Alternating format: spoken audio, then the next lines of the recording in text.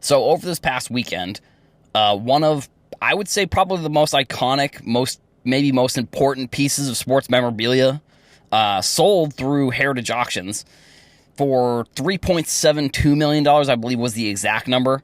Now, this was something that nobody, at least from the video that I watched. So if you're wondering what I'm talking about, it was an unopened case of 1979-1980 O-Pee-Chee hockey, which has the Wayne Gretzky rookie in it, which there's only, I think there's only 3 PSA 10s, and then there's like 8 or 9 PSA 9s, but or there might be only 2 PSA 10s, because if you remember that 1979 Wayne Gretzky rookie, there was 2 different versions of it. There's the O-Pee-Chee version, which is the Canada-only release, which is the more sought after because it was printed less, I believe.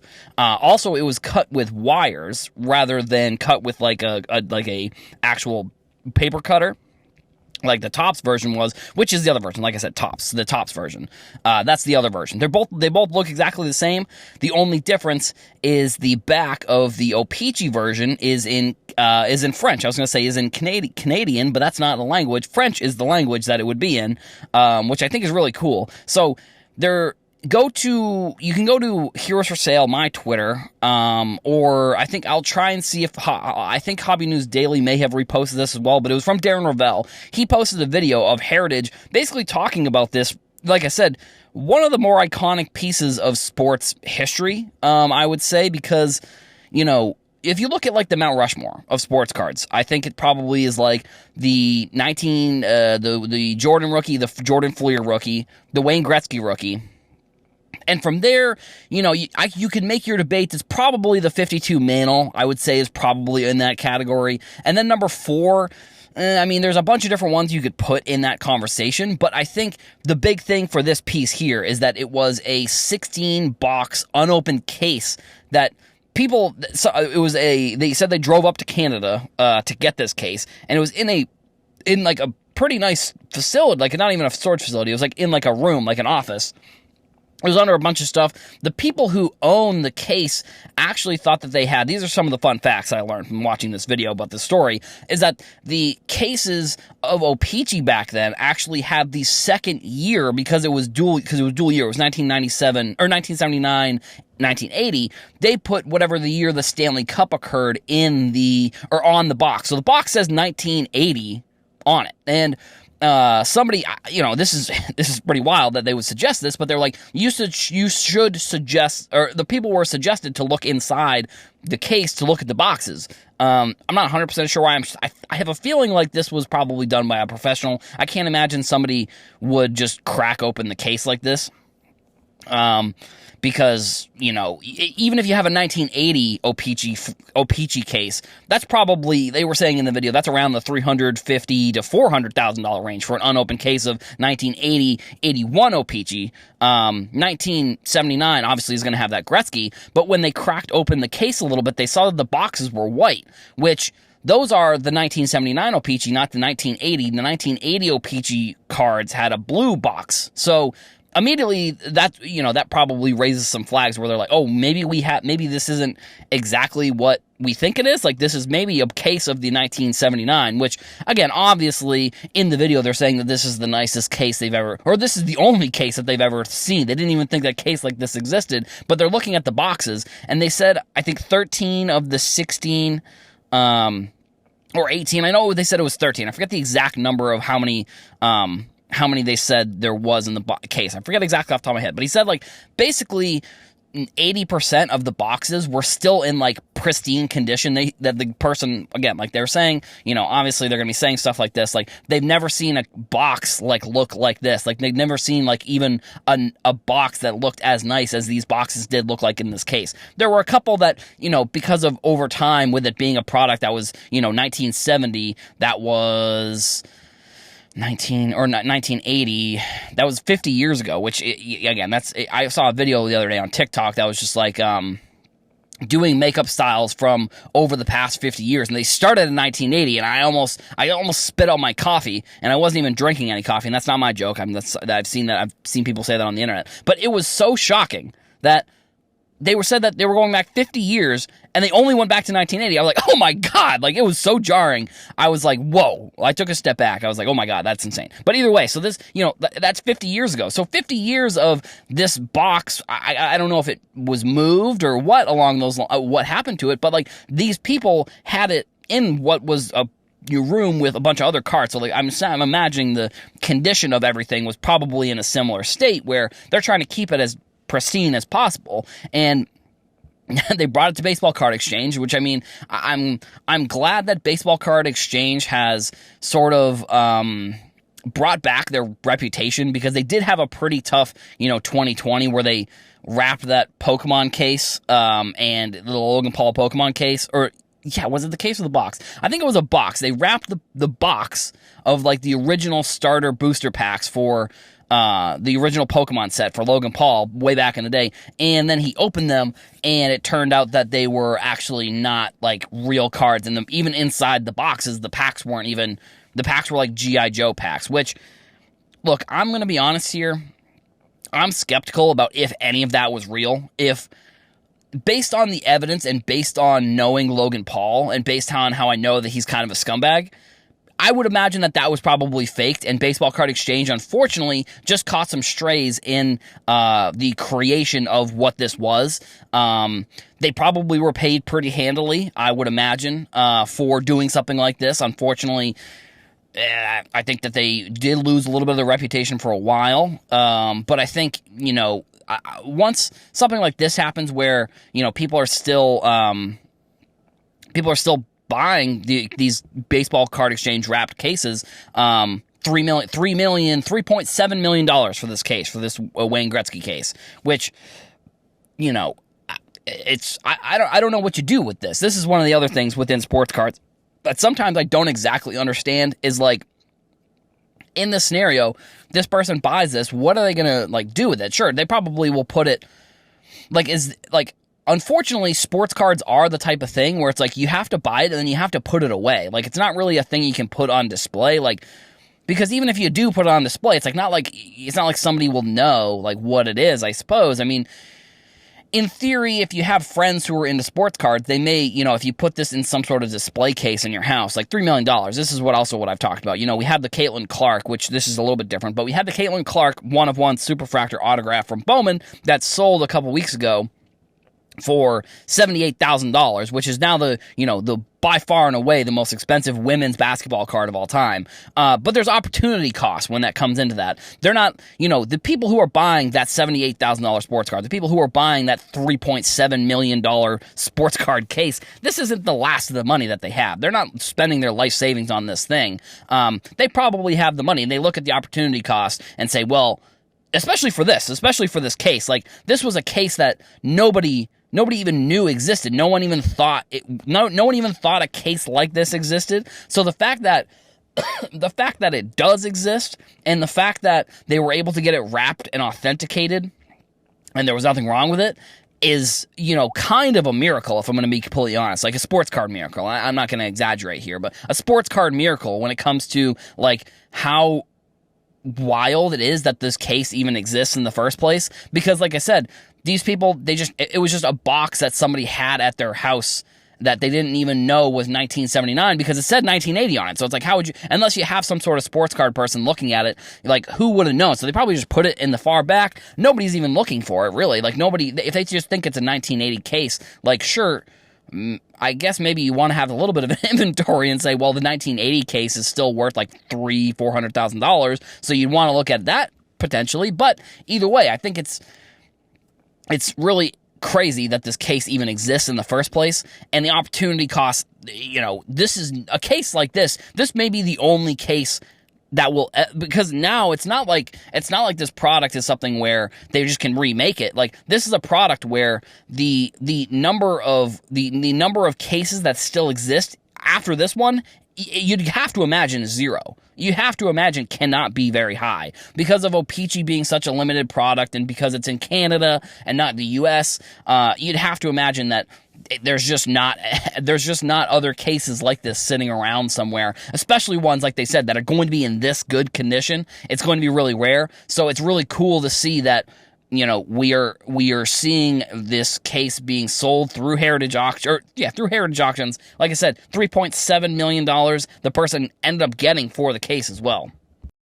On yesterday's episode, I talked about that O-Pee-Chee case that sold for $3.72 million, which, that's obviously going to be a significant portion of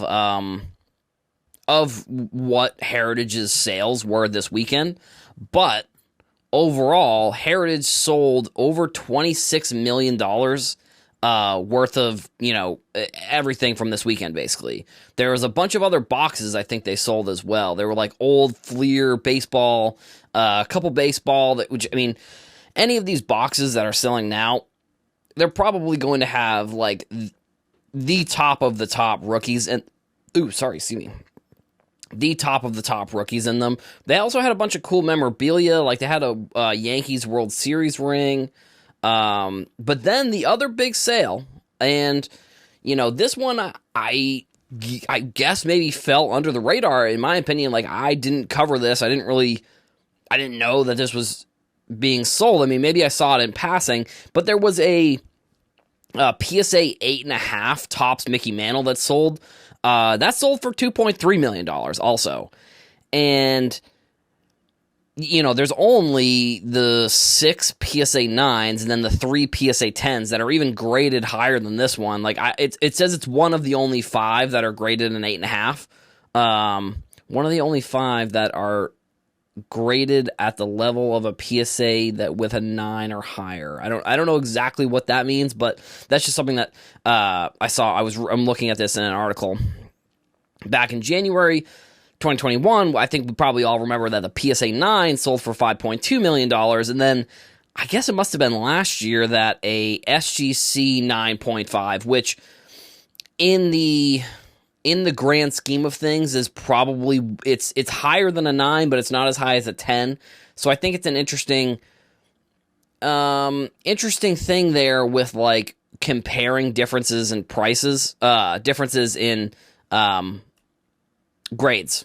And that one sold for like $12 million, which I thought was pretty wild. Yeah, SGC 9.5, I'm reading that right now. 2022 remains the most ever paid for a piece of sports memorabilia, maybe sports card, because I think there's been other sports memorabilia that has sold for more than that. I'm not 100% sure. But so the total sales of the two nights ended up being nearly $26 million, with over 27,000 bidders participated, which, I mean, who knows how many of those were the same people, or just on different items. I don't know. Maybe that could be unique bidders. I'm not 100% sure. I'm not sure how you can tell on Heritage, to be honest. To be honest, Heritage always has stuff that's like way above what I would pay for. And granted, I haven't really thought about buying, so like I'm sure if I went to the site, I'm sure I could probably find some stuff that's fairly cheap, but it feels like Heritage is definitely an auction house that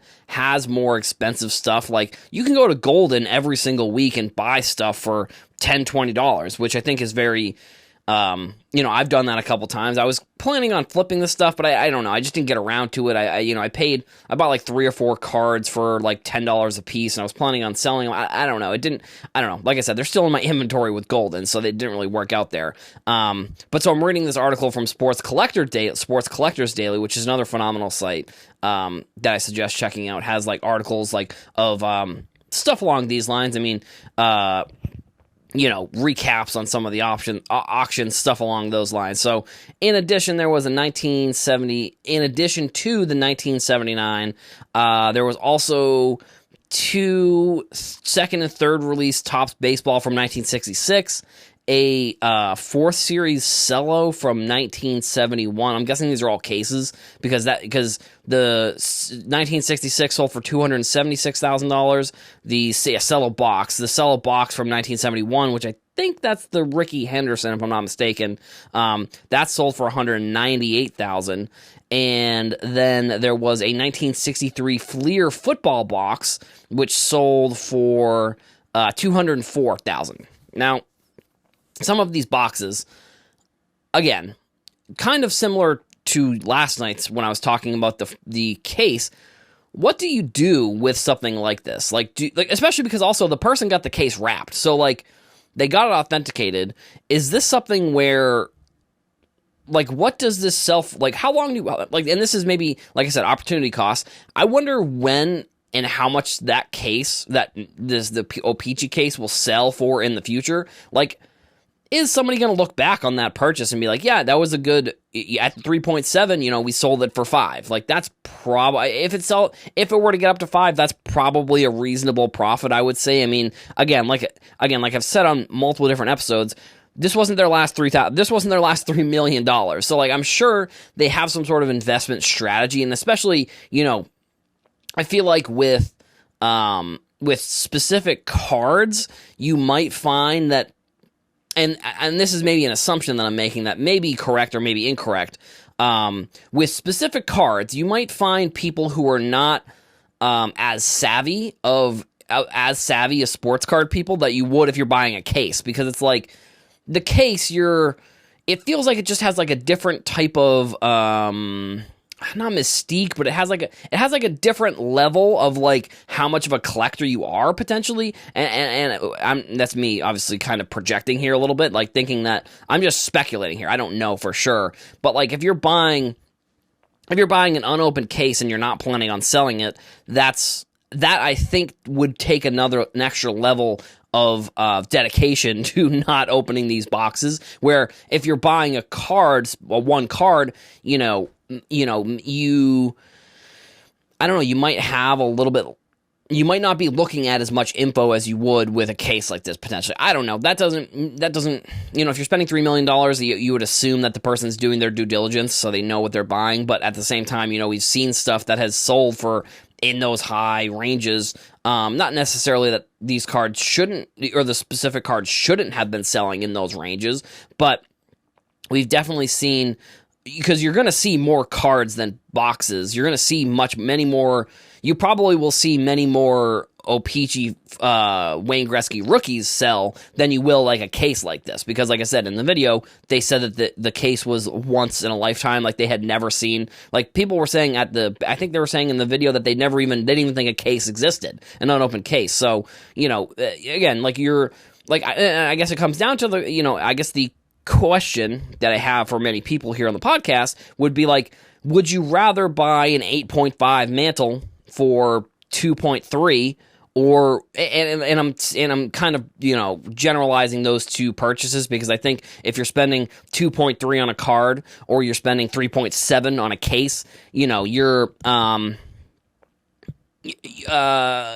it's a generalization. Like, you could look at it $3,000, $2,000. I think if you were to make the numbers smaller, it would make more sense to put those two things in the conversation. Sure, $1.5 million is going to be a significant difference, but I think, I don't think I need to explain myself anymore. So, like, would you rather have the $2.3 million 52 mantle PSA 8.5 or the unopened case? And I don't know. I mean, if I had that type of money, I think I might even I honestly see, this is where I get into maybe my gambling mind, and I say, well, if the boxes are in such good condition, that means the cards must be in pretty good condition. So that means there's maybe potentially one, or maybe, I don't know. It's not like I think the collation, I'm not 100% sure if it's like the Fleer, the 86 Fleer with Jordan, where that you're getting, I think, on average 4 to 5 Jordans per case. Which I guess in theory, if you're buying this case for 3.7, you would need like 3 PSA 10s, really, or I don't know. I mean, you would need like, if you got one PSA 10 from that case, I think that would be a win. But again, that's my gambling brain coming into effect there and saying, well, if you have all these boxes that are in such great condition and this case was in such great condition, then maybe the Gretzkys that are in there are going to be in great condition as well. And I don't know how many Gretzkys come in a box. If I had to guess, it's probably between 2 and 3.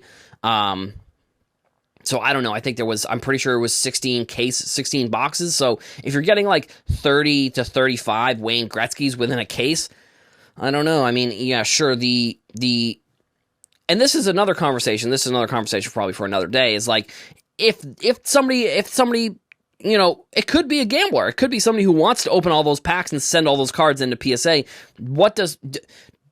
This is a question that I think is something that is maybe higher level, is like, does PSA, do they have to hold that card to a higher standard because of the amount of cards that are graded at the highest level? Like, do they have to hold that card to maybe a higher potential standard of someone sending the card in? Now, granted, if you're sending in 30, like, this is probably the only person in the whole entire world that has 30 O-Pee-Chee Gretzky ungraded rookies.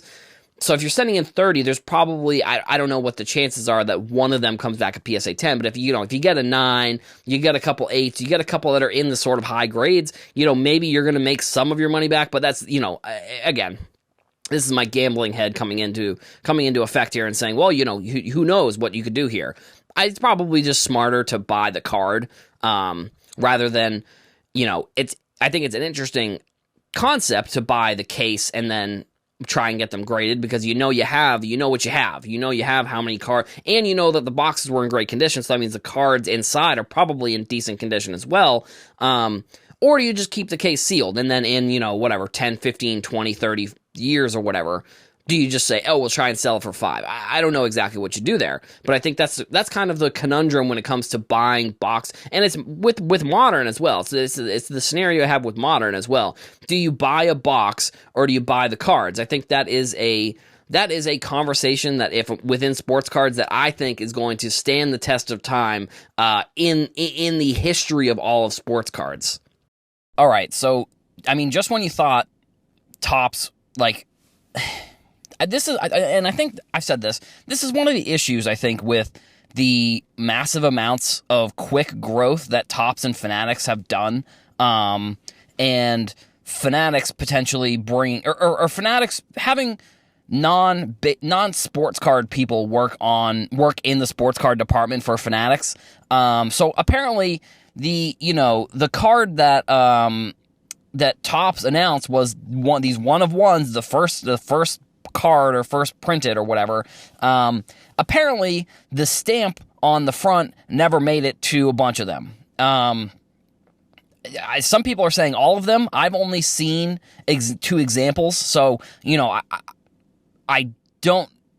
If I had to guess, it would have to be all of them if I have to guess, because if it's the first sheet, that would mean that, I don't know. It's confusing. I guess I don't know how these cards were handled in the process of putting them into packs. So, like, I don't know if these were like because the process is all computer generated and stuff. But like, this first sheet had to be put in separately because so I don't know if many may know this, but I worked in a print department.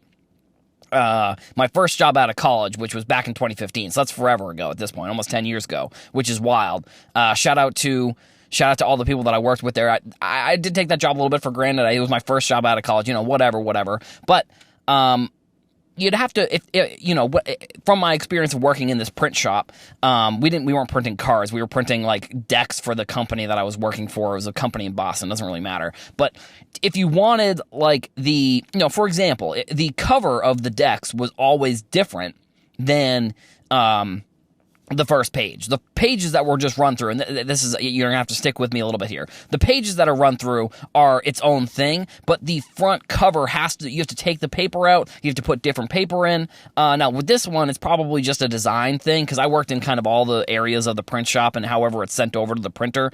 Again, I think what is happening probably is that Fanatics is, they're seeing such growth with acquiring Topps, and they're trying to do so many different new things that I just think that there's these miscommunications here and there between a bunch of the departments where, with just Topps, it could have potentially been just like one, or not one or two, but it could have been like only a couple departments that were working on certain products, and now you potentially, I'd be kind of interested to know this, and I don't know how we could find this out, like the production. I think they keep a lot of this under wraps so that way they can kind of, I don't know. I'm actually not sure why they keep it under wraps. I think it's probably a money thing. They probably don't want to give away too much of the secret sauce, I guess, but I don't know if that's true or not, but they had to put that first sheet in and then cut them And I'm wondering, like, I don't know how they have all of these new things that they want to do that are really cool, but they keep messing them up, which is just like, again, I think it's a circumstance of they have too many different departments working on sports card products, and Flagship being one of the biggest, it's probably the most amount of people all working on one product, where, you know, before you probably had a bunch of different departments working on Flagship, but it wasn't like, I feel like they probably splintered off a lot of the work that's been done with the Topps acquisition for Fanatics. So from what it seems like, the Ellie De La Cruz, apparently somebody posted on Facebook that they found it. Like, they found that 1 of 1, that first card. And without the stamp, now the only way you know is the 1 of 1. It's on the back. So, again, if you have base cards, if you've been opening Topps Series 1, go ahead and take a look and see if you potentially pulled one of these cards, the 1 of 1s, because that's what they were. And I actually am, it's good that I'm glad that they did a stamp on it. That's one thing that I think, I don't really like about cards, or one thing that I don't like about certain products. Prism, I think Prism does this.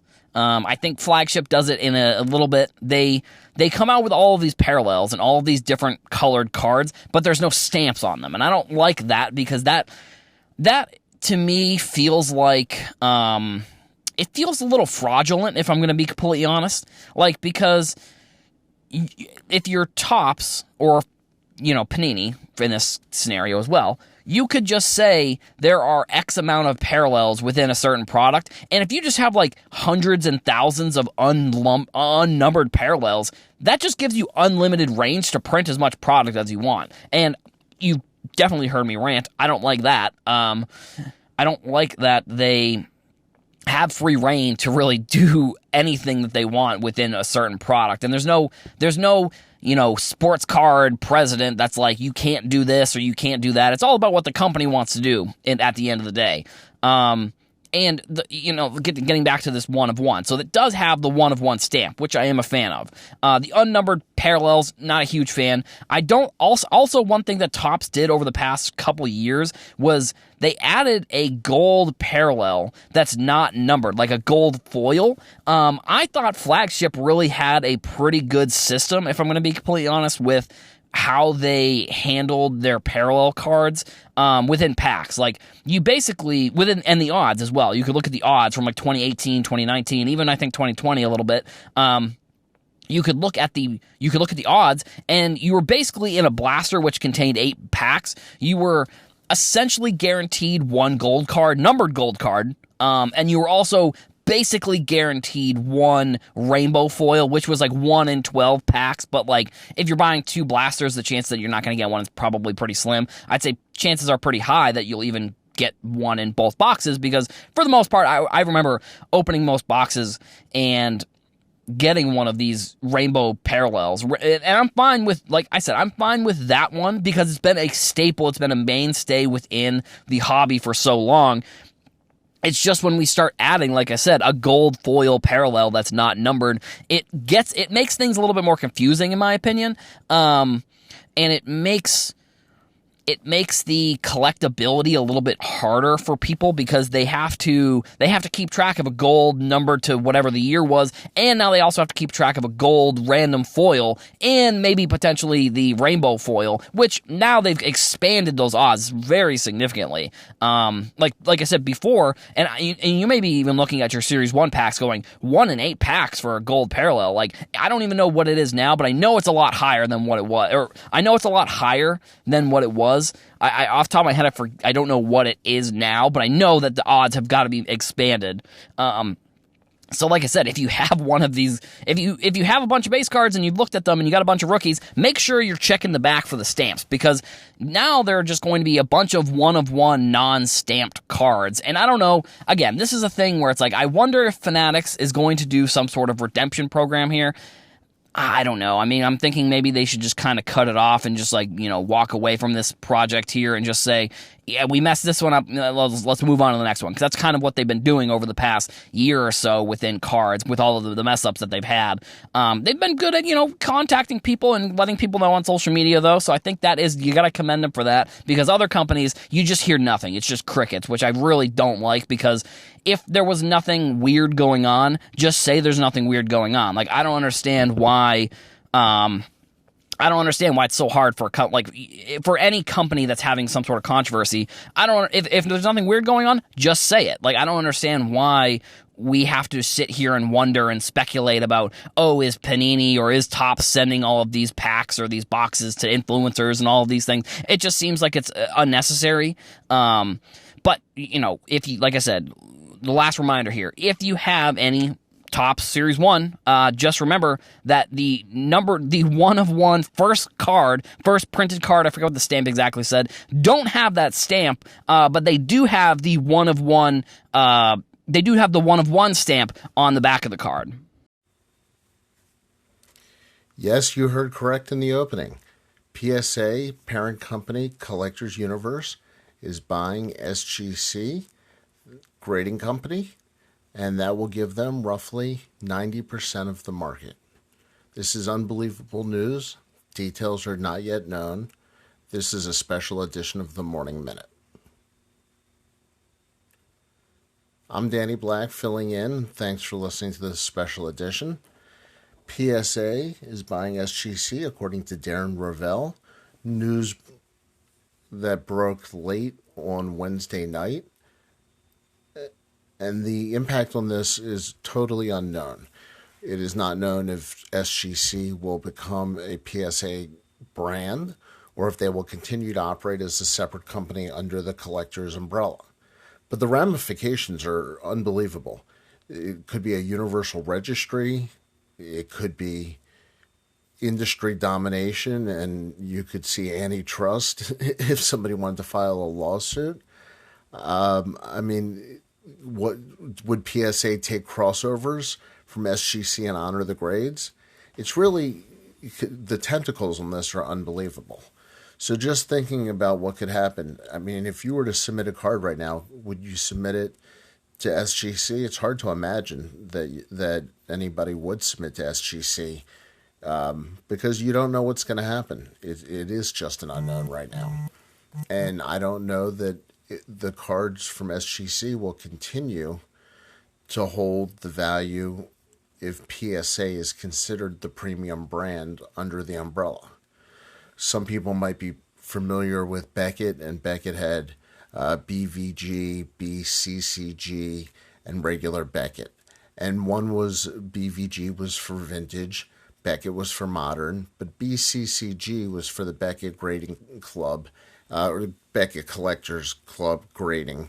And it was a discounted service, and it was not the same level of discipline on the grading, is my understanding, as the regular Beckett grading. So is SGC going to become the BCCG of Collectors Universe and PSA stay a premium brand? That would really be a shame.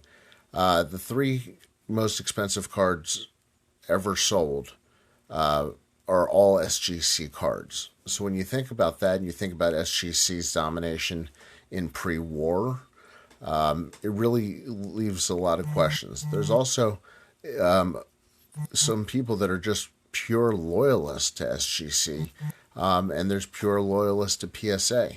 And a lot of people I've already spoken with do not like this and are really upset. And I think, change always causes people to be upset. So I think until the details are known, it's very normal to feel that way. And I think a lot of people in the hobby are going to be upset until the details are known. I want to be honest at this point. I know people who are group submitters to SGC, and they were not given any warning. They don't know what's going to happen with their orders. People who have submitted to PSA have recently said they're getting their orders back quickly. I know for a fact that SGC has been running behind their advertised 5 to 10 business days. So you wonder if these are related to the sale. And it's very interesting. I don't know that it's good or bad for the hobby immediately without knowing all the details. SGC had about 7% of the market, according to Darren Rovell. I don't know what that's based upon. He said it's from GemRate data, but I'm not sure that equates to the total volume of some of the other companies when you count in trading card games, which is a huge piece of grading right now, about 40% of the major companies. So, SGC, really their niche was pre-warned vintage. PSA, I don't think they had a weak spot there. If anything, their prices were equal to SGC. So, the acquisition's interesting. It really, doesn't have a clear path or understanding to what this does to help PSA, other than just larger market share. So, what does that leave you? PSA grading, Beckett grading, CGC grading, all new options. And, at this point, we'll wait for more information. But if you're waking up and you didn't hear before you went to bed, PSA is buying SGC, and to be more specific, PSA's parent company, Collectors Universe, or Collectors, is buying SGC. Enjoy your leap year, February 29th, and thank you for letting me jump in. This was the Morning Minute. So, from what I've seen over the past few days on Twitter, unfortunately, it looks like the one-of-one Superfractor Topps Finest Messi from this year, not last year, has been pulled, which, depending on when you're listening to this, is before the product has even been released. And that's kind of one of the big controversies surrounding this card, is that, somebody, I guess, opened the product. It was documented. I saw I don't know if it was a breaker or some account's name, that they pulled the card. So, I don't know. It's weird. I don't know why people open, I guess, I don't know why people open products early. It seems like there are so many other options. And the fact that this person is kind of, now that they're known for pulling this card, I don't know if Topps or Fanatics or Panini probably not, but I don't know if there's a database or anything that these card companies are carrying, that they have, that people who open the product are in breach of contract. They're in breach of I can't imagine that there's no within business and stuff, if you're doing business on a smaller scale, there's probably not as many contracts. But if you're doing business on the level that Topps and Fanatics are doing business, there's definitely contracts. So opening this product before you're supposed to, it has to be in breach of some sort of contract. It has to be in breach of, whether it's with, I don't know. I guess it's I don't know where this person got the product from. I don't know if they got it from a distributor or if they got it from a buddy or whatever. But it's it's unfortunate that something like this could happen. But the second part of this is something more about the MLS and with Messi. Is I wonder what Topps' plan is here for what they're going to do after Messi either. I would imagine he probably retires after the MLS. I can't imagine. I mean, he's old, and from a sports perspective, he's old. So I don't know if he has a plan of there's no way that leaving the MLS and going somewhere else would be a better option, I think, for him. Maybe, because I look at it this way, with Messi, there's no way that a club that's good would pay him the money that he wants to at the end of whatever this MLS contract that he has. That's going to be, first of all, more lucrative than what he has here. He is the league. He signed a contract that apparently he has some sort of, he is basically going to be part owner of the Miami, at least from what I remember seeing when he was originally going to come over here. But he also was getting a a section of the Apple TV deal. Like, the MLS is going to give him revenue from the Apple TV deal. And here's the thing with Messi, that I'm going to try and make a comparison here, and you're going to have to stick with me, because I'm pretty sure it's right, but I think maybe I'm still tweaking it a little bit. I think Messi with the MLS is like what Taylor Swift did with the NFL, where they are both such huge megastars. They have such a large audience, and with Taylor Swift in the NFL, I wonder how many of those fans are going to still be fans of the NFL, hypothetically, if Taylor Swift is not as involved as she is with, being on the broadcast and stuff along these lines. And I wonder with Messi is kind of the similar situation with the MLS. It's like, I wonder how many people are fans of Messi, not fans of the MLS. Same thing, fans of Taylor Swift, not fans of the NFL. I wonder how many of the fans, which I don't know. Yeah, like I said, the comparison it's a little bit loose, but like I said, stick with me here. When Messi either retires or he leaves the MLS, I do wonder how many of the fans of Messi end up sticking around and end up being lifelong fans of the MLS. I mean, anybody who's 25 years old at this point, anybody who's older than 25 remembers probably, or I don't know, 30 probably, because you maybe don't remember the first couple of years of when you were born. They remember the beginning of the league. Like, the MLS is not new, or not old. It's a new league. It's only 25, 26 years old at this point. So when Messi leaves, I wonder what Topps and Fanatics' contingency plan is. Like, is it to, I don't know. I don't know what it could be. Like, is it to maybe bring in, like, I mean, it's contingent on the league. So like I said, I hope that what Topps and Fanatics do over the next few years is look at the number and not project what the MLS can be based on what's going on right now with Messi. I'm hoping that they look at it and say, we see a, 20, 30, 40, 50%. I don't know what the number is. I'm making a number up. Let's just say it's the increase in popularity of MLS products is 50%. Let's just say for this example. But when Messi leaves, it's going to drop to 20. So I'm just hoping that Topps and Fanatics are looking at this and saying, yes, right now, we just have to basically weather the storm. We have to figure out how to produce these products. We have to figure out how to make these cards.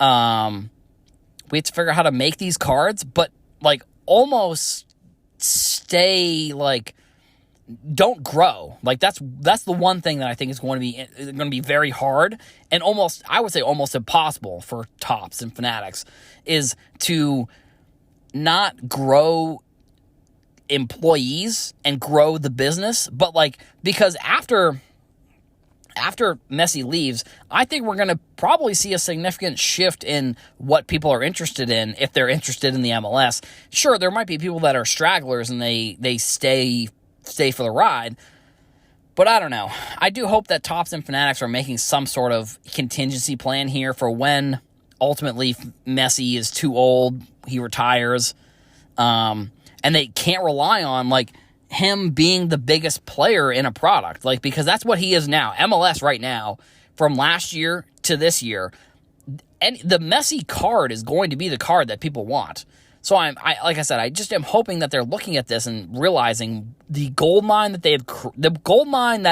they didn't have any say in this happening, but they are able to